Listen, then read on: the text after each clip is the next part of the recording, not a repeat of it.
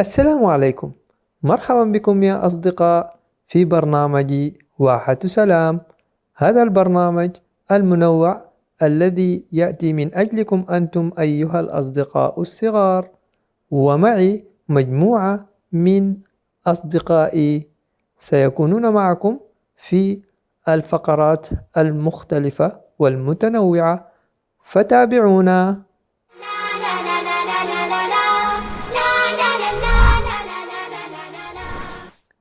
والآن مع فقرة ينبوع الواحة وصديقي عمر وريان.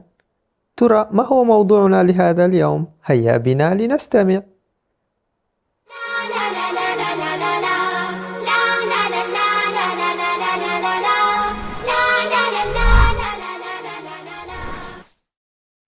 السلام عليكم. اليوم يا أصدقاء لدينا موضوع ممتع وشيق. صحيح، ولا بد أنه سيعجبكم جميعا لأنه عن أهمية الرياضة. فالرياضة لها أهمية في حياة الإنسان، حيث تعد وسيلة فعالة لتحسين الصحة الجسدية والنفسية، وتساعد في تحسين وظائف القلب والدورة الدموية، أيضا تقوية الجسم خاصة العضلات والعظام، وتساعد في تحسين اللياقة البدنية للفرد، كما أنها تساهم في تنمية المهارات الاجتماعية مثل العمل الجماعي والتواصل والقيادة، ويظهر ذلك خاصة في الرياضات الجماعية، كما أنها تعلم الانضباط والالتزام، مما ينعكس إيجابيا على سلوكنا في الحياة اليومية. تعتبر الرياضة وسيلة فعالة لتخفيف التوتر والضغوط النفسية، حيث تحفز الجسم على إفراز هرمونات السعادة، كما أنها تعزز الثقة بالنفس وتحسن الأداء الشخصي للإنسان، ولها دور كبير في تعزيز الوعي الصحي،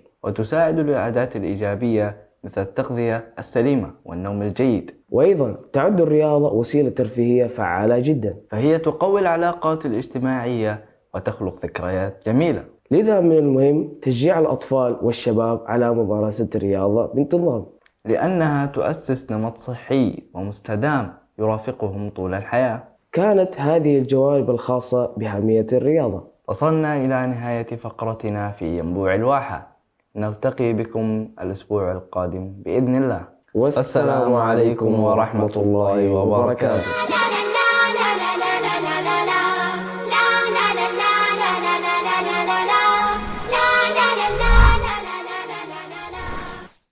والآن يا أصدقاء هيا بنا لنتعرف عن معلومات جديدة ومعارف لم نكن نعرفها في فقرة هل تعلم مع صديقنا موفق. هيا بنا.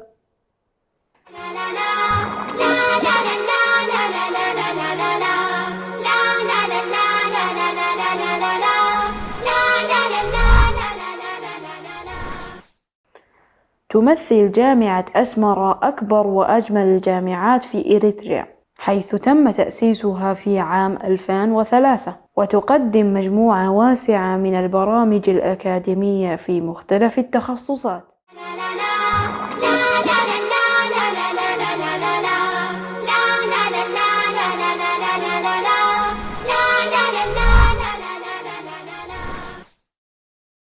أصدقائي، أنتم تعرفون جحا وحماره، فلنستمع إلى قصصه الممتعة والمضحكة ولكن أيضا المفيدة مع صديقنا عبد السلام في فقرة مع جحا.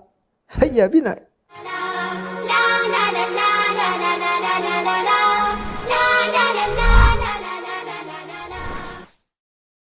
السلام عليكم ورحمة الله تعالى وبركاته.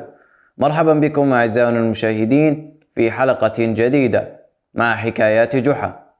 عنوان حلقتنا لهذا اليوم هو الحمار الرياضي. تعرض جحا في شتاء إحدى السنين إلى أزمة مالية، فقال في نفسه: عجبا، ألا أستطيع أن أقلل تكلفة علف الحمار؟ وراح في كل يوم ينقص من العدد من علف الحمار، فلم يؤثر ذلك في الحمار، فأنقص المزيد وأنقص حفنة كبيرة، فلم يهتم الحمار بتاتا بذلك.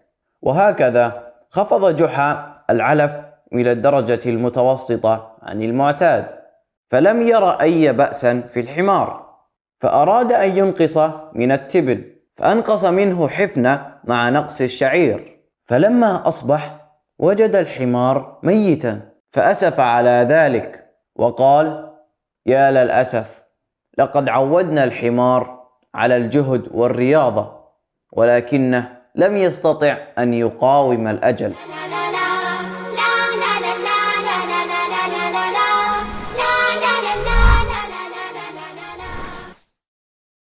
هذه الفقرة للأصدقاء الصغار، فقرة تعلم حروف اللغة العربية، وهي تعلم العربية.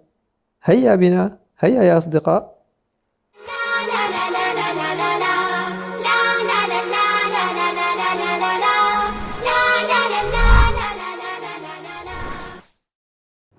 مرحبا أصدقائي الصغار، سنتعلم اليوم حرف الطاء. الحركات. هيا رددوا معي. بالفتحة. تنطق. طا طا. بالضمة. تنطق. تو تو. بالكسرة. تنطق. تي تي. والآن مع الأمثلة والكلمات. ما هذه الصورة يا أصدقاء؟ طائرة. وماذا عن هذا؟ طفل.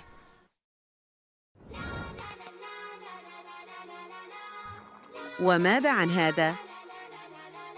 طيور. ختاماً أصدقائي، ما رأيكم أن نقرأ قصة كاملة؟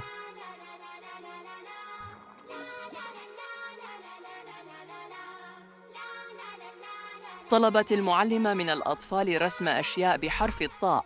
رسم طارق طائرة، ورسم طلال طاووساً، أما فاطمة فرسمت بطة.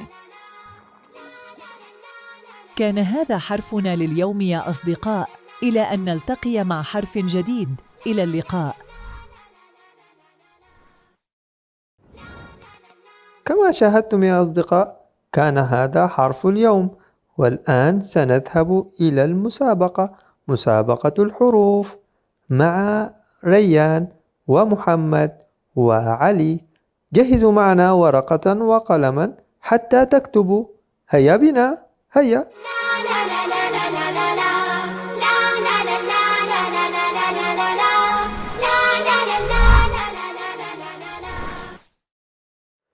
مرحبا بكم يا أصدقاء. كما شاهدنا كان هذا حرف الطاء، والآن مع صديقاي محمد وعلي. السلام عليكم ورحمة الله تعالى وبركاته. السلام عليكم ورحمة الله وبركاته. والآن مع مسابقة الحروف وحرف جديد، لننتقل إلى الأسئلة التالية. السؤال الأول: أريد منكم أن تعطياني اسم مدينة أو دولة تبدأ بحرف الطاء. تفضل يا محمد. طوكيو. أحسنت، إجابة صحيحة. هل لديك إجابة أخرى يا علي؟ أجل. تفضل. طاجكستان. أحسنت. وأين تقع دولة طاجكستان؟ في آسيا. في آسيا. أحسنت. السؤال التالي: أريد منكم أن تعطياني اسم ذكر يبدأ بحرف الطاء. تفضل يا محمد. طارق. أحسنت، إجابة صحيحة. هل لديك إجابة أخرى يا علي؟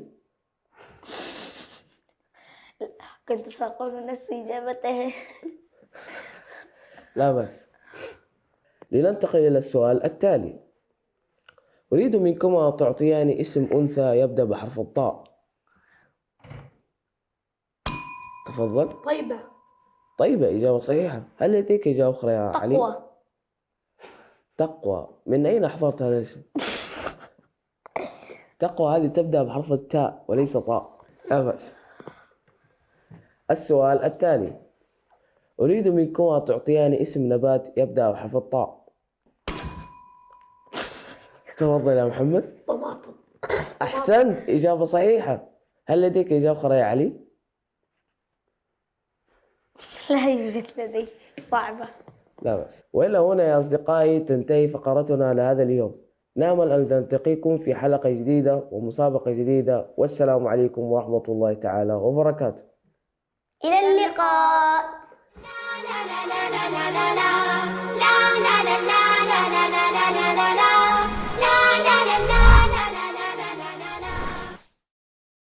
والآن يا أصدقاء فلنستمع إلى قصص الأنبياء مع صديقي موفق وموسى بطريقة روائية ممتعة وشيقة. هيا بنا، هيا معي.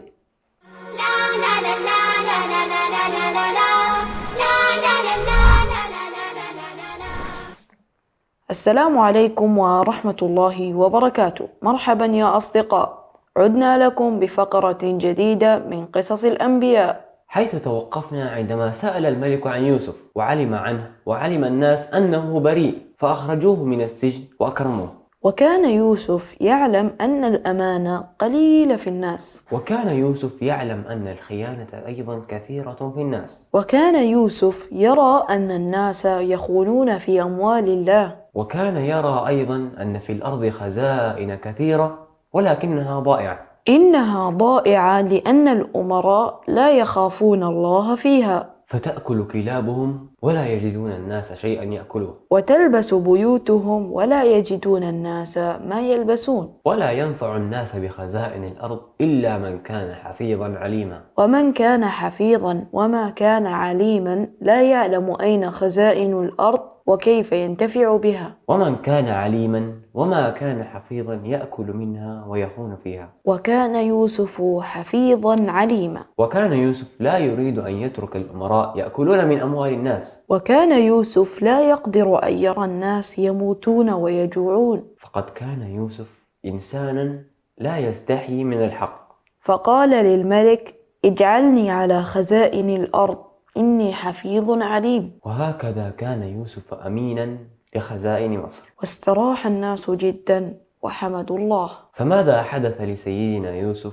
وهل أصبح أمينا لخزائن مصر؟ ستعرفون كل هذا في الحلقة القادمة. كان معكم أخوكم موسى كبيري وموفق ناصر، والسلام عليكم.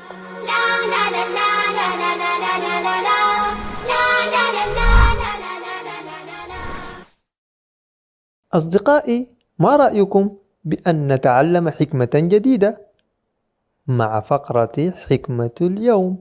والأصدقاء عبد السلام ومحمد وعلي وصديقنا عبد الوهاب. هيا بنا.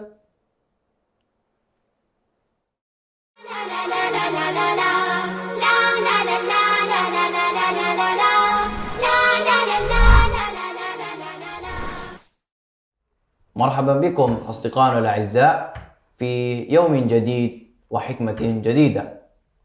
حكمتنا لهذا اليوم هي: استمع أكثر مما تتكلم، لأنك سوف تتعلم الكثير. والآن سنأخذ آراء أصدقائنا الأعزاء، ونبدأ اليوم مع صديقنا محمد. تفضل يا محمد. استمع كثير معناها إنه مثلا في شيخ قاعد مثلا يعطي خطبة، فأنت تستمع أكثر مما تسأله مثلا إيش معنى هذه أو إيش هذا.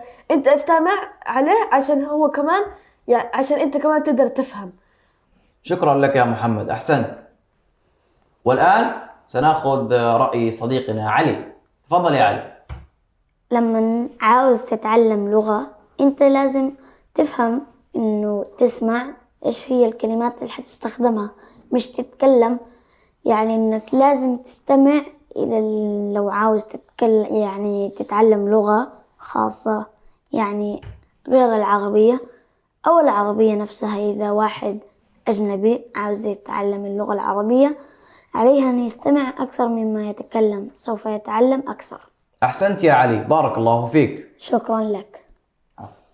والآن مع رأي صديقنا عبد الوهاب. تفضل يا عبد الوهاب. السلام عليكم. مثلا لما يكون شيخ قاعد يقرأ القرآن تستمع له. كان هذا أقصر رأي. شكرا لك يا عبد الوهاب. أصدقائنا الأعزاء، كانت هذه حكمتنا لهذا اليوم، وهذه كانت آراء أصدقائنا، وشكرا لكم لإعطائنا وقتكم. والسلام عليكم ورحمة الله تعالى وبركاته. إلى اللقاء.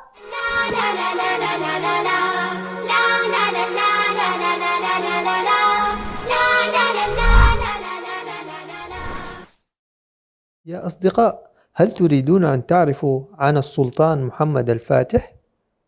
هل تريدون؟ إذن هيا بنا معا إلى قصة الواحة والتي ستتحدث عن السلطان محمد الفاتح. هيا بنا.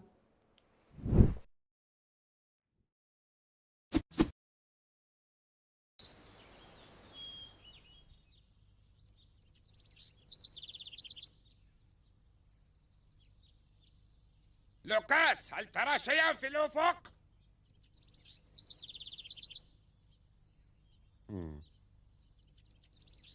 لا، إنني لا أرى شيئا على الإطلاق يا صديقي.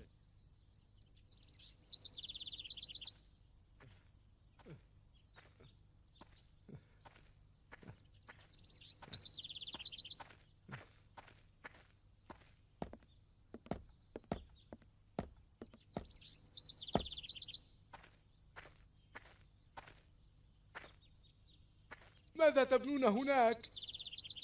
ولماذا تسدون الأبواب؟ ماذا؟ ألم تسمع أن المسلمين قادمون؟ من جزيرة العرب؟ أرأيت يا مساعد؟ لقد استيقظ هذا القروي المسكين الآن. أواثقون أنتم؟ وهل نمازحك؟ جيوش السلطان محمد محتشدة في أدرنا منذ 3 أسابيع يا أخي. من أي قرية أنت يا رجل؟ من تبري. أعتقد أنها في وسط الغابة وليس لأهلها علم بما يجري حولهم. قل لي، هل عدد المسلمين القادمين كبير؟ أو يكفي لاحتلال القسطنطينية 10 جنود؟ أيها الفلاح، لا تضيع الوقت وابحث لنفسك عن باب مفتوح بسرعة، وإلا ستبيت ليلتك في العراء. اذهب في هذا الاتجاه وابحث عن الباب الرابع وحاول الدخول منه، ربما ظل مفتوحا حتى هذه اللحظة. ماذا أفعل؟ أعود إلى القرية أم أذهب؟ سأذهب. سأخبر أهل القرية أولا ثم أبحث عن الباب. إذا بقيت مترددا هكذا ستخسر الباب وأهل القرية معا. وإذا بقينا هنا فلن نرصد السلسلة. هيا عودا إلى العمل وتناولا الخريطة. هيا بسرعة. أسف لإضاعة الوقت.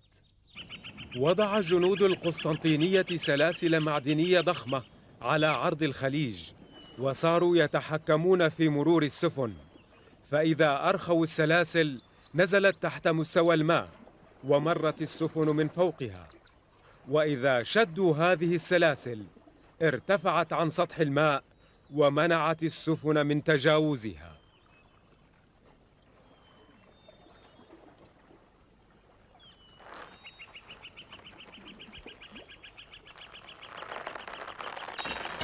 هيا بسرعة،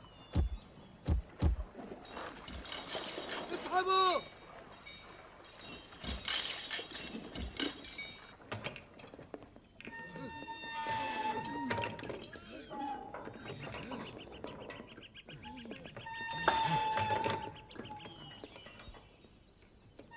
كان شد السلاسل وإرخاؤها حدثاً هاماً في المدينة، فهو يعني دخول سفينة محملة بالبضائع، لأن الخليج كان الطريق الوحيد لدخول القسطنطينية بعد أن فتح العثمانيون بلاد الصرب والبلغار.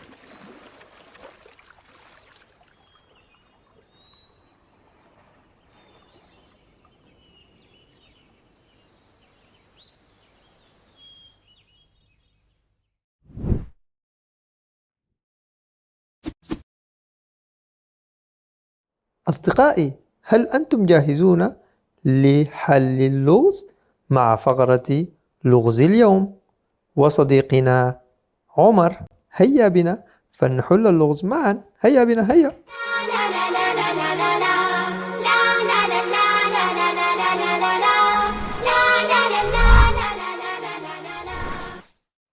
أهلا وسهلا ومرحبا بكم يا أصدقاء في فقرة لغز اليوم. أما عن إجاباتكم للغز الماضي فكانت النجوم، وإجاباتكم كانت صحيحة. أما عن لغزنا لهذا اليوم فهو: ما هو الشيء الذي يبدأ ب4 أطراف ثم تصبح طرفين وتنتهي إلى 3 أطراف؟ أرسلوا لنا إجاباتكم عبر مواقع التواصل الاجتماعي. والسلام عليكم ورحمة الله وبركاته.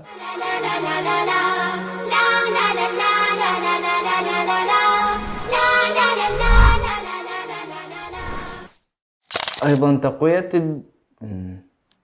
تقوية الجسم. طيب وش مكتوب هنا يا حبيبي؟ في تعزيز الوعي. الوعي الصحي. أريد منكما تعطياني اسم حيوان يبدأ بحرف الطاء. تفضل. طائر.